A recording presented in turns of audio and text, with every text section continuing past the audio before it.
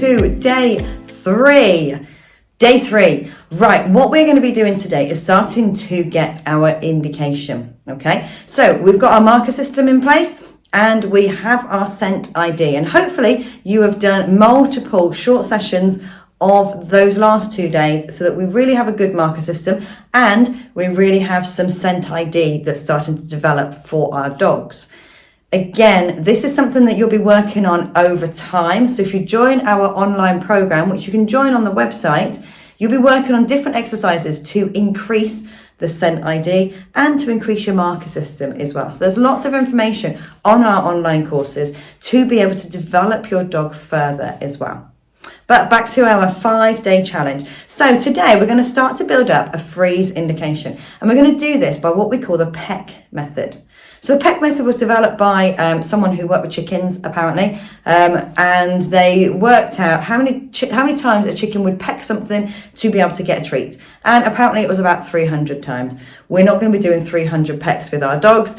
Our dogs work slightly differently, and they try and shortcut something. They try and approximate what we're doing. So we're going to use something called shaping to get this behavior from our dogs.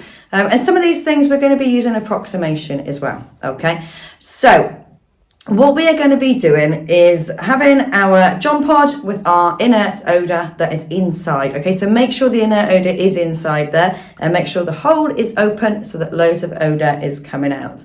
We're going to do this very similar to start off very similar to how we started yesterday's session with our scent ID, but we're going to ask a little bit more from our dogs.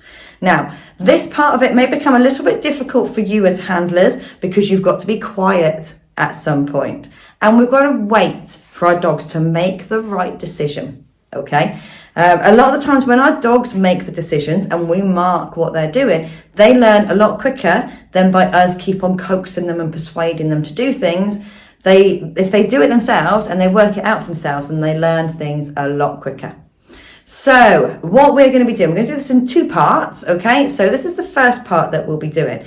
We're going to have our John Pod with the inert odor in our hands, and we're just going to drop that down to nose level for our dogs, exactly the same as what we did yesterday. Now, on the first time our dogs come in, they're going to get rewarded exactly the same as soon as they come and put their nose near that pod. So as soon as the nose goes into that pod, we're going to say good and give them a treat next to that pod. Now the next time we're going to ask them for 2 pecks. So what they've been doing before is 1 peck.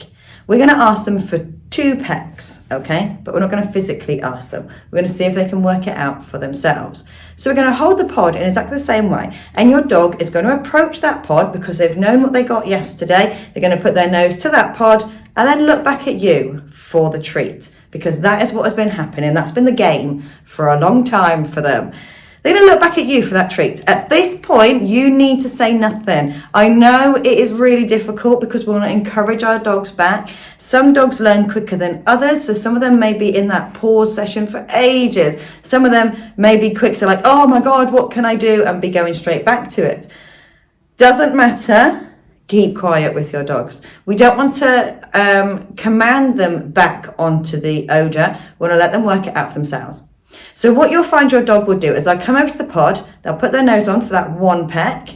You're going to say nothing and they're going to look back at you. Then they're going to think, how do I get my treat? And they will go back to the odor. The moment they go back to that odor, I want you to mark it and reward next to the pod, okay? So that's our 2nd peck. So we're marking them on the 2nd peck. We're marking them for returning to the odor. So we're going to keep doing that with 2 pecks for a while. Our aim for what we want to find our dogs to do is to hold their nose on the odor. That's what we call a freeze indication. So they're going to hold that nose on the odor. That's our aim. That's what we're going to aim for. And we want to keep that in the back of our minds while we're doing the peck method. So once we're doing 2 pecks nicely, we can go on to 3 pecks. So our dogs go to the odor, look back at us, go back to the odor, and they're thinking, yeah, I get a treat this time. And they're like, hang on a minute, and they look back at us. The moment the 3rd peck, we're going to mark and reward. And we can keep going to 4, 5, 6 pecks. Now, you don't want to have too long a period and make it too difficult for a dog. So you want to use a scalar method. So you may be on 5 pecks and you may think, right, I'm going to reward on 1 peck next time. So your dog gets a fast, quick reward. It gets their motivation back up to then be able to extend further and make it harder for our dogs. So this is the important part. We're looking for that freeze indication. So at any point in this training, if your dog spends more, like a momentary time on the pod and not looking back up, we're going to abandon the rest of those pecks and mark that freeze. So for example, you could be on 5 pecks. So your dog has been working up to 5 pecks. You've done a couple of 1 and 2 pecks just to keep them really interested. But you're on 5 pecks. So you're planning in your head, we're going to do 5 pecks and then you get that reward. Dog goes 1, looks at you. 2, looks at you. And then 3, and momentarily holds that. Now, I'm not saying it's going to be as long as my hand is on here. It could just be more than it could just be, and then up. So there's that momentary. I want you to get in really quickly and mark that freeze and abandon those last 2 pecks up to 5, okay? So we're just going to mark that freeze. And what you'll find is your dog will start putting more of those little tiny, tiny freezes in, and then they'll stop looking back at you. Or they'll just look back a little bit, or their eyes might just look back at you. And they're starting to get the idea that the nose stays on the odour. You'll find that you'll get a couple of freezes and then you'll go back to pecks.